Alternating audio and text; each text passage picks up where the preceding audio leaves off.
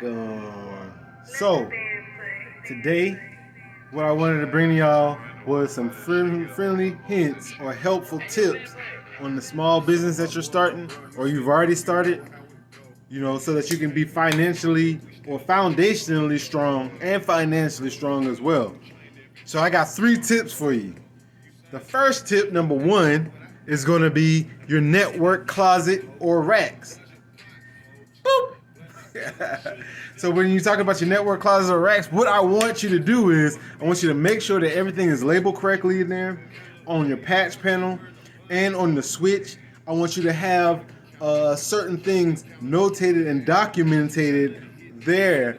And the reason why is whenever you have somebody come in, if they're trying to do some kind of upgrades or anything, it could be anybody instead of somebody on your team, it's easily readable and transferable. That's I see a lot of that going on in the world right now, and if you get that corrected, you too can have one of the best IT installations or foundations out there. Once you get those things labeled and your cabling done correctly, the way that you do that first, let me jump back into that.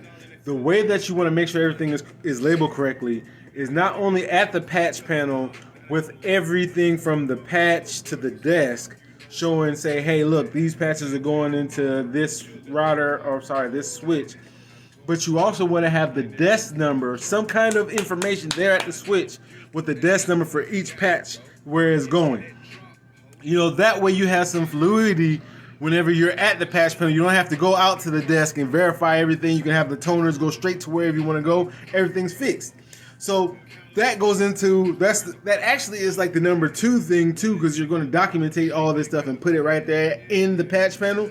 That's my number 2 thing, so that you have everything ready and very documented and very plainly printed out.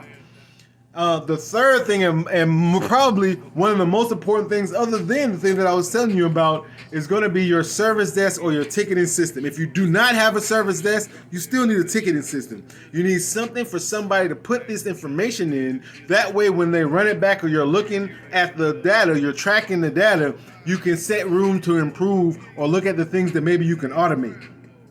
These are some of the things that I would suggest to you, when you're on this grind every time and it's on your mind, because we all like to hustle and we all on the grind and you already know we booming.